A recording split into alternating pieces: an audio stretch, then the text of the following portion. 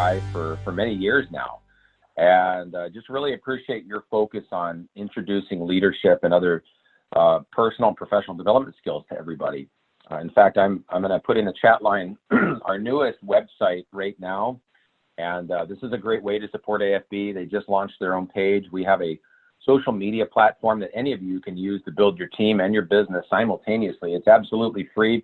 It's just our give back to business leaders to help us to spread the word of Think Great. And we have a constant stream of information in there for your business, for your team, to help people to think greater. And Bob was actually one of the first businesses that had a business page set up with us. And it's exciting to see that. So you're more than welcome to check it out and join us on our crusade. Tim, I'm a huge John Maxwell fan. In fact, Doug Wortham and I went to see him when he was here in the Twin Cities area just recently, when he was still allowed to travel. So that was exciting to see him, because my background is I was in the Marine Corps. I'm going to give the really condensed version so you can understand why I talk about leading through chaos, and then we'll get into this presentation today and give you guys some insights on this. But I was in the Marine Corps. I served as an air traffic controller. I left the Marine Corps right after the first Gulf War, went to film school, and enjoyed a career in the film industry for many, many years. And then my wife was diagnosed with cancer, and that was 10 months into our marriage. I left the film industry, went into financial services. So Mary, I'm with you on that. I get it. I had a life license, a Series 6, 6326, and was a branch office manager, started my own general agency, learned a lot about sales, learned a lot of things that, made it tougher than I thought for sales, but helped me to write my sales book. I went back into the film industry and became the vice president of a media company. And while I was there, I focused heavily on strategic planning for this organization. Started off entry level though, helped them to grow to over 303% growth. And Tim, you'll like it. I had 3 of John Maxwell's books as recommended reading for my whole team, starting with Leadership 101. So I love the guy, I love his message. And then after that, while I was the VP and we were having absolutely humongous growth, I just decided to do my own thing. And I wrote 2 words on a napkin, and those words were Think Great. And I started to put together, and you'll see the slide right there. I started to put together a book collection, and right now I'm halfway through my 7th book. So I'm pretty excited about that. I love the book writing process, which then leads me into Kevin. And I think maybe this is why I'm on the call today. Even though I've written a lot of books on goal setting, sales, strategic planning, this one on leadership I wrote 6 years ago, I have some ideas on children's books, so we may need to connect. And that has been one of those side passions of mine, is to do a children's book on leadership. So I'd love to talk to you a little bit about that at some point. But anyways, great to be here on a national Thrive call. We've got people from all over the country, so this is exciting. I will tell you, as a leadership coach, our clients, in fact, we've developed so many new clients during COVID because they've heard of what we're doing with our other clients that they called in and said, we need help. Because leadership, when things are going great, is easier. Leadership, when all of the stars align, is easier. But when there's chaos, you find out who's who is a leader. And so today I'm going to talk about leading through chaos. And I have been doing this presentation since COVID broke out. I think it's even more critical right now to be the leader your team needs, your people need, your business needs, because we're not just leading through the chaos of COVID-19. We are leading ourselves through the transition back to what everybody's calling the new norm. And I'm sure, just like me, that's already become one of the worst overused phrases ever. So we've actually taken the liberty of switching that name, and we now call it the great norm. Why go back to something that's just new when something could be greater? And so we want people to think differently. There's a lot of uncertainty right now. There's a lot of fear. All we're hearing is about COVID. We're hearing about cases spiking. We're hearing about, in Minnesota, at least on the 25th, everybody's required to wear the mask. So there's chaos. And what I see out there from a leadership perspective is a lot of theories. Here's the theory of leadership. Our teams need more than that right now. Our teams need us to step up as leaders, not just give lip service, but we have to take action. This is the time we will be remembered as leaders. We're going to be remembered for everything we're doing and saying right now. Because this is one of those times where, like 9/11, people say, where were you when 9/11 happened? You know where you were. People are going to say, where were you? We know where you were when COVID-19 hit. You're at home. I mean, but everybody's going to remember this, and they're going to remember what we did as leaders. And so we're getting so many calls on leadership, how to help our leaders prioritize. Bob and I were just talking about this morning, how to help them communicate, how to help them share vision, how to help them delegate when we're all working remotely. So all of this stuff, the best compliment I get about the book is people don't say it's a good read. They say it's a great read, and they use it as a guide. So we have people that are using this every day to guide themselves and their teams through chaos, but more importantly, through transition. And that's where we are right now. And I'm going to say this. I feel in all of my years of experience, people have a harder time with transition than the actual chaos. I'm not saying that COVID-19 was easy. It's not. But COVID-19, we knew that it was regulated, right? We knew what we were supposed to do. 6 feet apart, curbside pickup, wear your mask, stay at home. Now we're transitioning back, and everybody's transitioning differently. So there's a new level of anxiety right now. Transitions are hard. I served in the military. Hey, Doug served for almost 32 years in the National Guard. And I will tell you this, you can take a military man or military woman and put them in chaos. Go take that hill. Go do all these things, this chaotic environment, and they'll do it. And one of the toughest parts for veterans is the transition out of the chaos. All right, I've been my wife's caregiver through 4 battles of cancer, non-Hodgkin's lymphoma, basal cell, melanoma, breast cancer. I've also been her caregiver after she died of cardiac arrest and came back after 15 minutes. I mean, people, you can't make this stuff up. This is some chaos. And here's what I found out. The chaos is more regimented. Take these pills, do this treatment, come see us on these dates. It's regimented.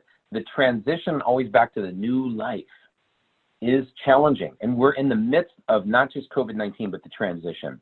And so this is when leaders are needed the most. And we have to become passionate, and our voice as leaders has to get out there. They need to hear us more now than ever. Now, unfortunately, every time we turn on the news, look at social media, everything is about the coronavirus. And this is a crazy year. Not only is it COVID-19, not only is it the transition out of COVID-19, not only is it civil unrest, it's an election year. I mean, there's so much chaos going on right now. But there was a story in Time magazine on coronavirus, and they had a very interesting take on this. And they said the coronavirus outbreak has become the world's largest work-from-home experiment. I do not doubt that. That is actually well worded. But my research in working with our clients, I've discovered it's a business survival experiment. Some of our clients are struggling. Some of them are thriving in this environment. You know, kind of like Mary, right? You have so many great things going on. We work with a lot of mortgage and real estate and title companies that are exploding. But then we're working with some airlines. They're struggling. This is a communication experiment, a team building experiment. It is an experiment on your culture and on your sales. It's an engagement experiment, a planning experiment. It's a vision experiment. But most importantly, I feel that this is a leadership experiment. And we have 2 options. We're either going to pass it or we're going to fail it. And we have to make that decision. Now, I feel that the greatest opportunity for us as leaders is today, right now, and I really believe that. This is the time where you're defined by what you're saying and the actions that you're taking. Everybody will remember it. And so we have to make this decision. If we don't make the decision, we've already failed.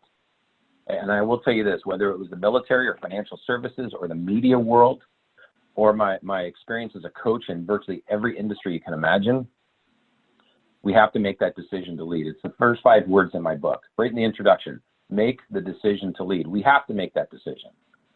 If we ignore it and hope for the best, we could easily fail.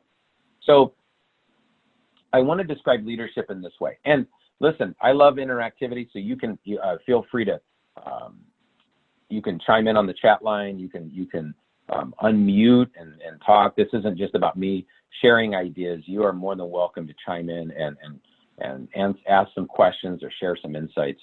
But I do look at leaders as coming in 2 flavors, if you will. And I use the word blade, B-L-A-D-E, to describe leaders. And there's really 2 types of leadership blades that I've experienced. One is the leadership butter knife. And this leader just spreads things around. This leader typically has a position or fills a position with a title of leadership, but often doesn't understand the purpose of leadership. They may be very well trained at their job. They may speak fluently their business, their industry, their products and services. But when it comes to leadership, they are unarmed. They do not have the verbiage for it. They are not fluent in leadership, and they tend to just spread things around. They could spread negativity around. They could spread gossip around. They could spread fear around. They could spread anxiety around. In fact, if we don't step up as leaders, we do all that stuff unintentionally. It happens. I am confident every single person on this call right now can go to the utility drawer in their kitchen and you have butter knives. How many of you are proud owners of butter knives? You got the butter knives in your, okay, you got them, right? How many of you have ever lost a butter knife and lost any sleep over it? You know what you say? Even if it has your initials engraved on it, you still say, well, you know, they're really a dime a dozen. I'll go get another one. That's leadership in corporate right now.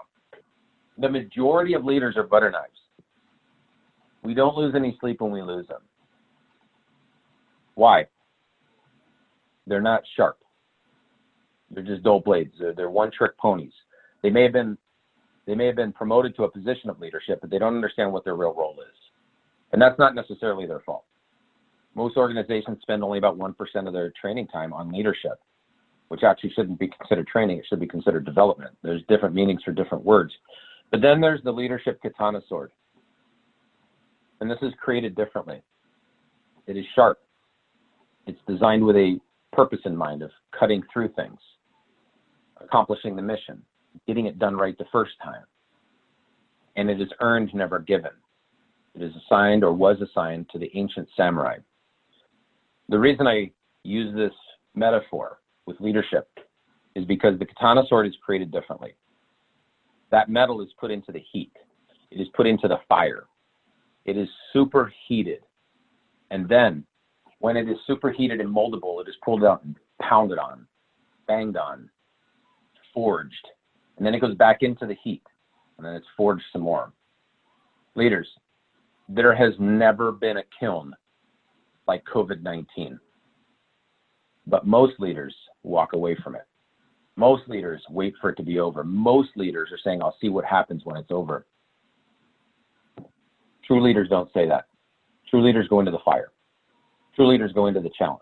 You take your pounding and you come out forged. I'm not saying leaders are bad people if they're butter knives. I'm just saying you probably will not fulfill your purpose. And so there has been no greater time than right now during COVID-19, during this transition phase, during civil unrest, during this election year, during whatever nonsense is going on, the chaos, the fear, the anxiety. This is when leaders are needed the most. And I will tell you right now, I am seeing an absence of leadership throughout the world. Real leaders. I'm not saying people with position. They have them. But chaos dictates that we need this. When times are at their most challenging, this is when leaders need to step up, take the mic, say those words of encouragement, and also take the actions and lead by example. Now, here's what I suggest to leaders when I talk with them from all over the world. During times of chaos, be the beacon of positivity. People need that right now. They need some hope. They need some inspiration. Promote forward thinking. Don't allow people to get stuck in the day, today, in the chaos. Don't allow them to get stuck in the moment. Look into the future. Talk about the future with them. That becomes your vision, right? Create a sense of urgency. Don't allow people to become complacent right now. We got to pick up the pace, right? Hey, listen, I'm halfway through my 7th book during COVID-19. We just launched our own social media platform during COVID-19. To me, COVID-19 isn't a challenge, it's an opportunity. It is absolutely an opportunity. We've had people join thinkgreatnow.com and say, hey, thank you so much, I needed this right now. There's content flowing through there, there's inspiration, there's hope. People need us right now. I'm not saying me, I'm saying you. They need us to be that voice. We have to increase accountability. It's very easy for accountability to dip, that level of responsibility to dip right now when people are working remotely. And celebrate accomplishments. Recognize people right now. Appreciate them. Praise them. We don't know what's going on in their world. But these are some of the key objectives. Now, here's what's interesting. There's really no difference in our role as leaders during COVID-19 and before COVID-19. These 5 things still apply. They're just intensified right now. We even created a leadership program during COVID-19 called the Leadership Cohesion Program, where we bring leaders together because during challenging times, the small gaps in leadership, the small deficiencies in leadership that may have been overlooked when all the stars align, become huge gaps. Very noticeable. So we're doing a lot to bring leaders together. So those are our key objectives during chaos. Now, I've had the opportunity to work through different levels of chaos. When I was in the Marine Corps, Operation Desert Storm broke out. Okay. So I was about a year out from a year away from my tour being over, and Operation Desert Storm happened. There was chaos. There was ways that they navigated that. I navigated the media company through the Great Recession, and we still grew over 300%. But I've always tapped back into some of the military training and development to get through chaos. And there's a significant difference between the way the military and the business sector handles chaos. From the moment you start in the military, it doesn't matter, Army, Navy, Air Force, Marines, Coast Guard, I think Space Force now, I don't know, I'm just saying, I think. I'm pretty excited about it myself. It does actually make sense. Look, the Marines are a department of the Navy, all right, I give you that. The Space Force is really, on their seal, will say a department of the Air Force. So the Air Force already has astronauts, they're just breaking it off, but it does sound awesome. I don't know, I'm in. Hey, but anyways, I didn't mean to digress. When you go into the military, boot camp is chaotic. They put you in chaos. They train and develop you for chaos. So when you go into it, you say, what do you need me to do? In the business sector, it is completely different. We train and develop people to avoid chaos. You cannot avoid COVID-19. We have ill-prepared our people. If you're detecting some passion on this call, you are 100% correct, because leadership is the people business. And I always ask clients, what's your greatest asset? And they say people. I said, on a scale of 1 to 10, how important are your people? 10. I said, on a scale of 1, to tell me about your leadership development program. If leadership is the people business, they say 0. We're not developing our people. We train them at their jobs. Training at your job will not prepare you for this.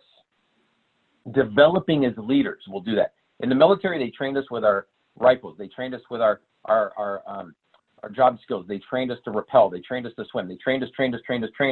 I was trained as an air traffic controller. They developed us to think and act like a leader so we could do more with the training.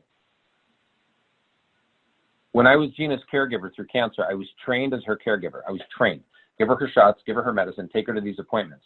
I was developed to think and act like a leader. Her oncologist actually told me, keep her spirits high, keep her positive through this. That was development. That allowed me to do more with the training. I want you to understand, the reason that engagement is so low in the workplace is that we are not developing people. We are trying to train them. And we are even saying things like, gee, I wish you could train on common sense. You don't need to train on common sense. You already trained them how to do their job. Where you have dropped the ball, Mr. and Mrs. Leader, is you have not developed them to think and act like a leader. I was 18 years old in the control tower, 10 stories up at the Marine Corps Air Station in Yuma, Arizona. Not just because I was trained as an air traffic controller, I was developed as a leader. I was developed with the 14 leadership traits of the Marine Corps, the 11 leadership principles. They gave me guidelines. They gave me expectations as a leader. They gave me a foundation of leadership. In the civilian sector, we are robbing people of this. And right now, organizations are calling us like crazy saying, we need your help, we need your help, we need your help. Why? I know why. You didn't train and develop them to go into chaos. Now, you can't create boot camp, and I get that. Or some of you are thinking maybe you should, but don't do that. That probably won't work for you. But here's what happened when I went into boot camp. Out of the gates, the onboarding program was not designed to make us feel warm and friendly. I don't know if you saw Full Metal Jacket, but that was my onboarding. I came out of that movie 3 weeks before I went in boot camp, and I said, oh my goodness, I think my recruiter left something out. He did, in fact. There was a lot that he didn't go in there. Yes, there was the choking, punching, screaming, kicking. Yes, all that stuff happened to me. But they also developed us as leaders. But in this time period, they call it the fog of war. They constantly disorient you. They put you in the gas chamber. They got drill instructors barking at you all day long. You're on the rifle range. You're actually on an obstacle course. Let me tell you this. Why do they put you on obstacle courses? It's not to run away from it. The obstacle is not to run away from it. That's what butter knives do. The obstacle for a katana sword leader, the obstacle is designed to go over it. Let me tell you my definition of obstacles. Obstacles make you better. Obstacles make you greater. Obstacles make you stronger. Obstacles make you more relevant, but you have to go over them. Because as you go over these obstacles, not run away from them, not hide from them. When you go over them, the certainty that builds up in you is incredible, and people will follow you. And I know what you're thinking. I'm a one-person show. I don't have anybody reporting into me. I don't have direct reports. I didn't in boot camp either. They still developed this as leaders. Just imagine for a second, everything that you do when you study leadership, you can transfer to everybody that's on your team. And when I mean team, I mean your clients too, your prospects, your vendors, other people at AFB. We all have teams, right? Nobody's a one-man or one-woman show, for real. Not even the Lone Ranger was alone. He had Tonto. The whole show was a lie. It actually should have been called, okay, Bob, I'm going to get on my soapbox rant. It should have been called the Tonto Show because Tonto saved the Lone Ranger every episode. Got no credit though. All right, so it violated so many leadership laws. All right, but anyways, here's the problem though. In the civilian business sector, we do very little leadership development. About 1% of that training time is dedicated to leadership development. And unfortunately, that 1% is usually HR based. It's policies and procedures, how to hire, how to fire. That's not going to help you through COVID. That will not help you through COVID. Knowing your job better will not help you through COVID. Knowing people better will. And leadership is the people business. So what we encourage is plant leadership seeds. You don't have to be a leadership expert. You don't have to be the leadership guru to plant a seed, to act like a leader. And so what I want to give you today is something that you already have. It's your leadership bar. And I know what you're thinking, well, Eric, how do I know it's a leadership bar? Look, it says it right on it. It's yours. And it's longer than your two hands, which means other hands are supposed to go on it with you. And there's many things that leaders do with this leadership bar. They lower it, they hand it off to somebody, they drop it on the ground, they might be on a power trip and hit somebody with it. Right now during COVID-19, I'm going to tell you what you do with your leadership bar. You have to raise it up. This is imperative. This is the time where we can become better leaders. We can get forged in the kiln of today. Now, what should we raise the leadership bar on? There's always things, but right now during COVID-19, I think the number one thing we can do is unification. We can raise the bar on unification in our organizations. We can unify our leaders, we can unify our teams, and we can unify our message. And these are three things. Are these critical before COVID? Absolutely. Are they critical after COVID? Absolutely. Are they paramount right now? Undoubtedly. Unification is critical during chaos. This is why in the military, when there's chaos, they start focusing on team morale. They start focusing on enthusiasm. They start focusing on teamwork. So I'll give you a couple tips on these. You can take them back with you. You can share them with people. For starters, step one is unify the leaders. When I go into leadership organization or organizations and meet with leaders, the very first question I ask is I say, what does it mean to be a leader here? And I hand out a 3x5 card. If I meet with 7 executives, I typically get 7 different answers back. We already have identified that the unification of their own definition is off. If we can't define something, how can we achieve it? Bob did a brilliant job of defining G7. He did a brilliant job of defining AFB or Thrive. He's defining things. Why? If you can't define it, you can't achieve it. And so right in the first few pages of my book, I already say, here's what a think great leader is. And I believe a leader is a person who clearly outlines a specified destination. Look, team, there's where we're going. No time more important right now than to share destination and vision. And we guide people there by course correcting, which means leaders, we're striving for progress, not perfection. We have to take that off. When you hear somebody say they're a perfectionist, there was only one perfectionist that walked this earth. He walked it for 33 years, and that's it. The rest of us fall short. Aside from that, I never strive for perfection. I just strive for progress, get better, which means I have to course correct. And I've got to adhere to the greater purpose behind the goals necessary for success. So for me, everybody on my team is a leader, even if nobody reports into them. So we all believe in this definition. We adopt it. We will not quit on it. We will not waver on it. And so in your organizations, have a definition of what it means to be a leader before you promote your next leader. Isn't it crazy? Well, you know, we'll say, hey, Kevin, there's a position open. You want to be a leader and to make some more money? Yeah, sure. Are you guys going to train me as a leader, though? No. You're already the best widget maker there is. We'll put you in charge of the other widget makers. That is a scenario for disaster. Yesterday, he was their colleague. Yesterday, he was their friend. Today, he's their boss. We've not trained them for that. We've not developed them for that. It's a scenario for disaster. It happens all the time, though.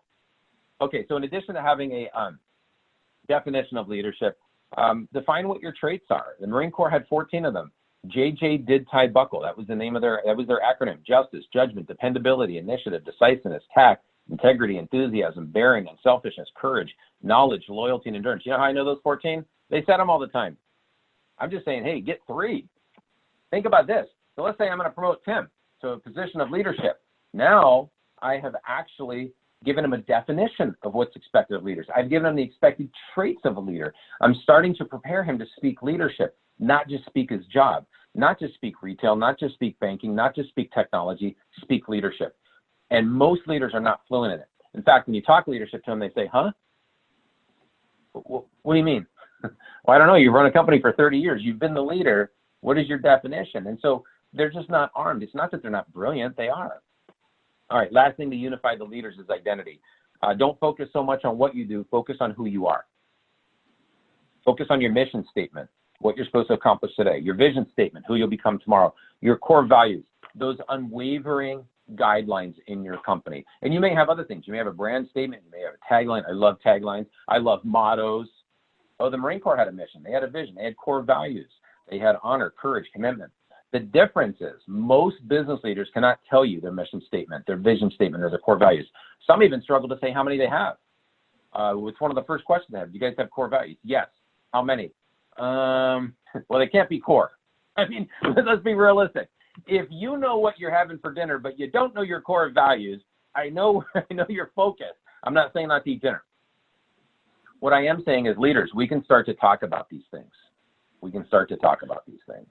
Now, as we get to unify the leaders, which is incredibly critical, because a ripple in leadership from the top can have dramatic impacts down the chain of command. And in fact, most organizations where the connection, the cohesion doesn't exist at the top, everybody feels it, even though the top doesn't think they will. They all feel it. They all know. Just like if two parents are arguing, even though they went behind closed doors, the kids know. They always know. And those kids grow up to be team members in your business, and they know. They know. So after you unify the leaders, you got to work on unifying the team. And here's a word that we just need to say more. Teamwork. It's awesome. Now, what I found is humans have this innate ability to say that they have a team, when in reality, they have a group of employees. I'd rather have a team of leaders, people who think and act like leaders, than a group of employees. And yes, there's power in these words, leaders. There's power. Some companies have an employee handbook and an employee lounge, and they have employees. Not a single person on your team, when they were in high school, and the career counselor said, what do you want to be when you grow up? Said, I'd like to be an employee. I want to be the best employee. Employee of the month. Nobody said that ever, not once. Doesn't happen. If you went home and your dad said, son, daughter, what? I don't know if your dad has a voice like that. Hey, what did you talk about with your career counselor? What do you want to be when you grow up? And I said, Dad, I want to be an employee. I think my dad would say, son, I need to talk to you. Get that word out of your head. It's so weird.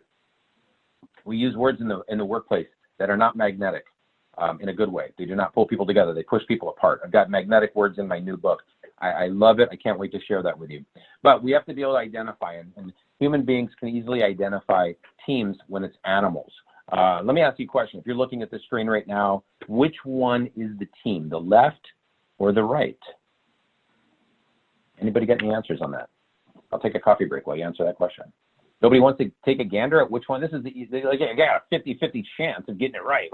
Like there's no third picture. Come on, leaders, we got to be able to answer this. All right, people are saying the right. That is absolutely right. The right is right. And we know it when we see it. We know a team. They're unified. They're connected. They're going somewhere. They have a leader on the back called a musher. I don't know, maybe the worst leadership title ever. Hi, what do you do? I'm the executive vice president of regional mergers and acquisitions. What do you do? I'm a musher. But let me tell you something. That musher, that role is understood by his team more than that leader's role is understood by his team in the corporate sector. And that is a fact. Why? Because I interviewed team members. Tell me about the level of leadership that you receive here. Can you tell me what your leader does from a leadership perspective? And they can't. Now, we know there's a difference between a group and a team, right?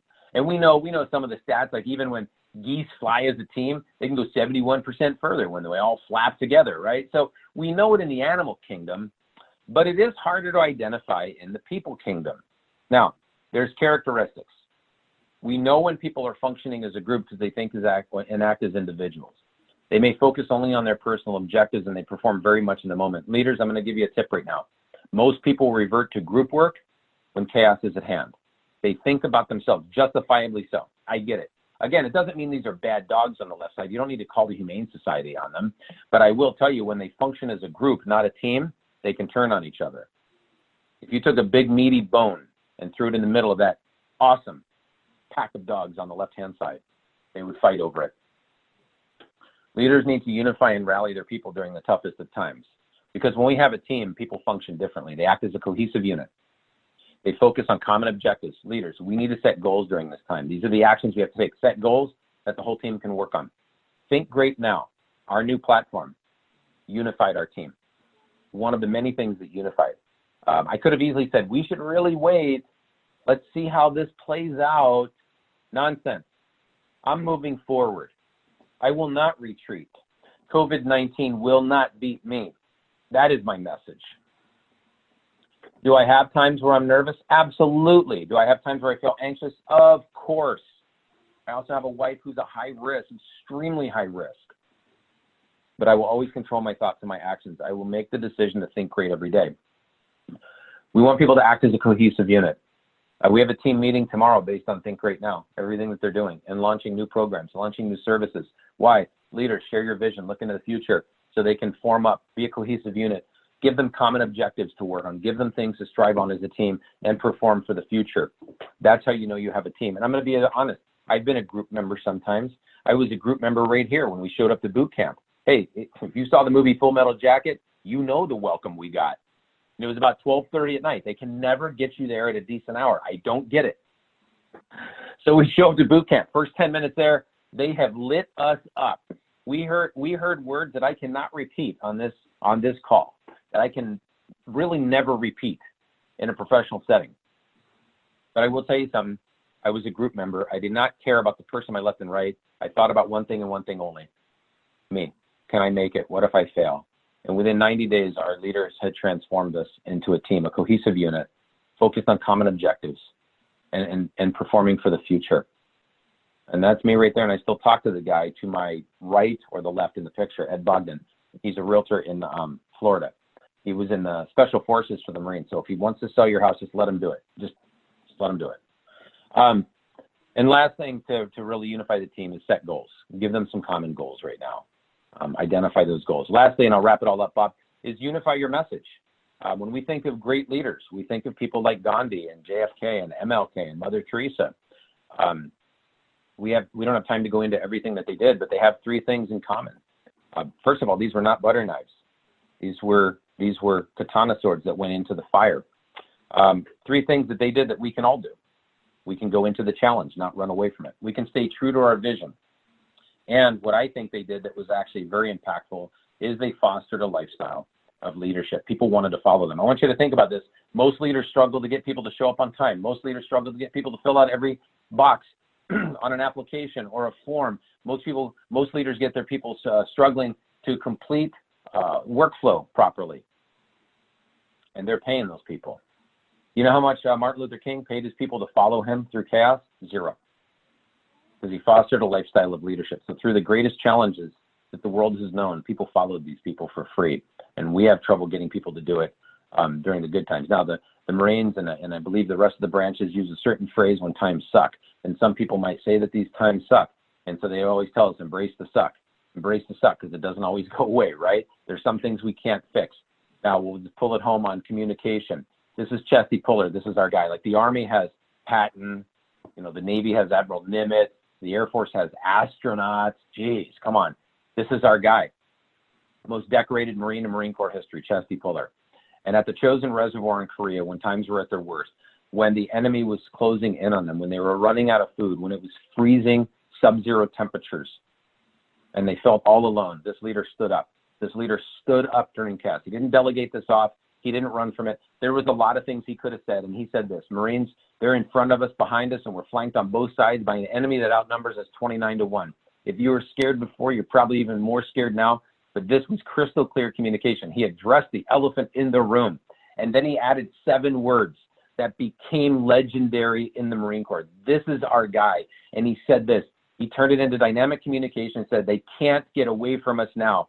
When he did that, he became the leader they needed. And he said things like, fight with me so we can go where? So we can go home. There is so much power even in one word, let alone when we connect those words and form these powerful phrases and sayings to unify our people. You know what he could have said?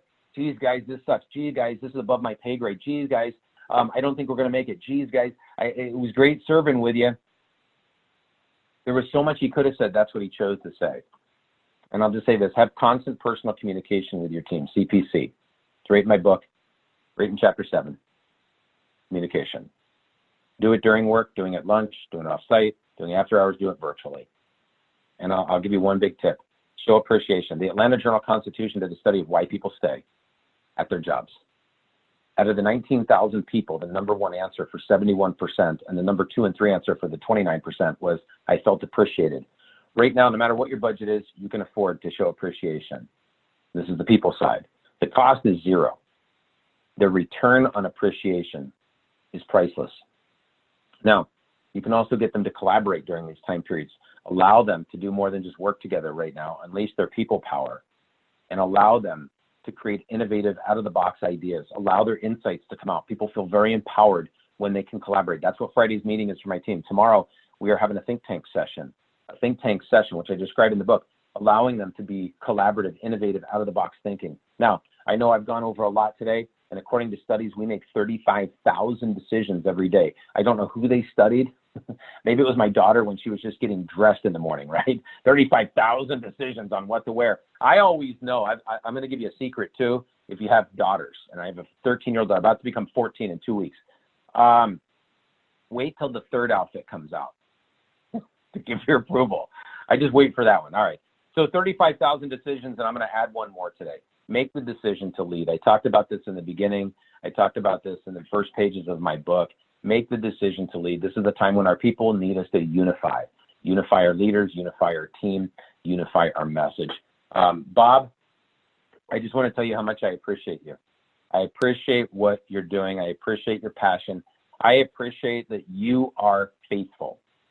I appreciate that you are dedicated to everybody in your reach. It has always been a privilege when you said, hey, we got all these dates. Are you in? I'm in. I am always in with somebody like Bob, a leader in our industry, or a leader in the world, actually. And I just want to say thank you. I'm happy to answer any questions. I hope you guys go to thinkgreatnow.com, set up your profile, set up your business page so I can help promote you. There's no cost. You'll have full access to our content, and you can also share it with people. You can be the first to share a social media platform like a Facebook, like a LinkedIn, but just dedicated for great thinkers, people who want inspiration and motivation. And as always, thank you so much. You feel free to reach out to me. You can find me on thinkgreatnow.com. My team and we're here for you. And I know these are tough times, and I hope you got something out of this. I certainly did. I got myself fired up for the rest of the day, so thank you for that. And I appreciate everything that each of you do to make the world a better place. All the leadership you guys do. Thank you. Thank you, Erik. Awesome job, as always.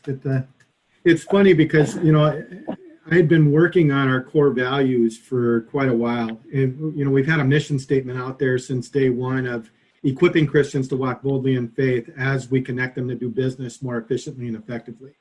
And the equipping was actually a word that I received where I actually heard God's voice where he said, Bob, because our original mission statement was to equip, not equipping, right?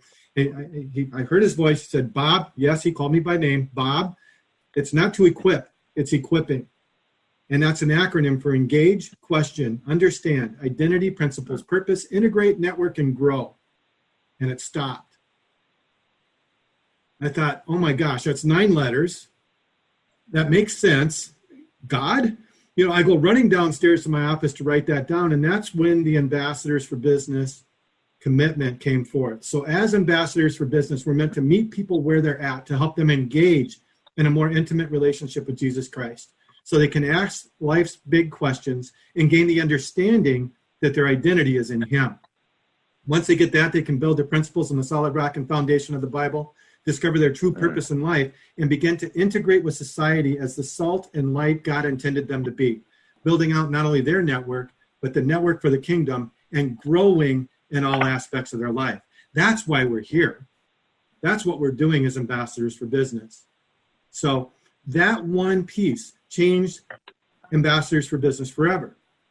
However, based on everything Erik had been telling me, I'm like, we still don't have core values that surround our equipping acronym. And I've been thinking about it for about a year. And really, that core purpose statement that I read to you guys earlier is now starting to be incorporated into my DNA. We exist to build a global Christian networking community guided by truth and justice, equipping our members to lead like Jesus, persistently seeking his face, word, and peace as we unite to serve each other in our spheres of influence, building his kingdom one life at a time. That's a lot to remember, but you know what? It's the acronym of Jesus. It's justice, equipping, seeking, uniting, and serving. If we can just follow those 5 words, we end up equipping those that are around us. Right? But I think here, and the most important thing, think about this. Think about how fired up Bob is right now. Like passion's oozing out of him and on into my office here. Literally, when he started to talk about who they are as an organization, not just what they do. Your who is more important than your why. Your who is more important than your what. My next book is called Activate the Power of Who. Well, that's my 8th book. The 7th book is the communication movement. But anyways, here's what I found. And Tim, to your point exactly. Why is good? Who is great? Why is important? Who is a priority? And I'll tell you why. Those guys said, those special forces guys, the military guys, they always say about the person to their left and to their right. It's always about the others. It's about your who. If you can identify who you can impact, you can become unstoppable. And Bob, just talking about the identity, who they are as an organization, he just got himself fired up. I actually saw his hair grow while he was talking about it. And awesome. I'm going to share Erik's story that he did in one of his training sessions about the power of who. So imagine you're walking across a bridge. Maybe it's about 30 feet high. It's winter. Yep. You don't know about these in Austin, but the river actually beneath the bridge has frozen over. You tell your wife or your significant other to wait right here, and you run down to the ice. You're on the ice looking up on the bridge, and you cut a hole. And you say, honey, all those dreams, aspirations, and everything that we've been building and trying to work towards, if you jump through this hole from there right now, we get them all. What's your wife or significant other or husband going to do? I know mine would say, Bob, you're crazy. Absolutely not. However, if my grandson was walking along next to me and he slipped and fell through that hole, do you think I could stop my wife from jumping through that hole? No. Absolutely not. The who is more important than the why. 100%. Yeah. 110%. You are unstoppable if you attach your who to your goals, your who to your business. I believe in it, and I've seen it. I've seen it in the military. I've seen it in the civilian world too. That's something we all have in common because it doesn't matter what industry we're in, military, business sector, doesn't matter. We're all in the people business. You know, I mean, hey, I'm so grateful for this call today because it's very rare when leaders gather to speak about leadership with other leaders.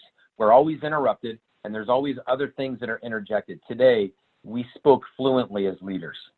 Because if leadership is the people business, when you have a leadership meeting, you only talk about leadership, which is people. You talk about your people. In most leadership meetings, they talk about issues. Leadership is not the issue business. It is the people business, and the who are our people. I hope you start to see that this is all interconnected. When we go back to running people businesses, the people will run our businesses and take us to great new levels. It happens all the time. That's why the military is so successful. You don't join the military because of the pay. You join it because of the purpose. Nobody takes the oath hoping to get rich. I mean, if you're that dumb, they're not going to take you anyways. If you're like, I'm going to hit it big in here, it ain't happening, right? Here's what you want to hit big in there. Can I make an impact? Can I be part of something special and something great? Can I finally be part of an organization that puts its people as the priority? And that's what we have the opportunity to do here right now. I'm just grateful that you gave me a voice today. I'm grateful that you gave me your ears today. And I'm grateful that there was some impact today. And I would love to connect with each of you offline and help you to build your businesses, help you to expand, do whatever I can to look out for the AFB team member to my left and to my right. So whatever I can do, just count me in. Amen. My oath didn't stop after my tour of duty. I'm still all in. I'm going to share one more thing. This is a fairly quick thing that I was just reminded about. I jotted down when Erik was talking. I just felt compelled. I needed to share a little story about F words. So F words in a good way, you guys. So as people of faith, that's obviously an F word. I think it's our responsibility to build a foundation. It's talked about in the Bible, right? Build on the rock. That foundation is being in the Word of God on a daily basis. It's being part of a small group that not only holds you accountable, but encourages you to reach for that next rung on the ladder.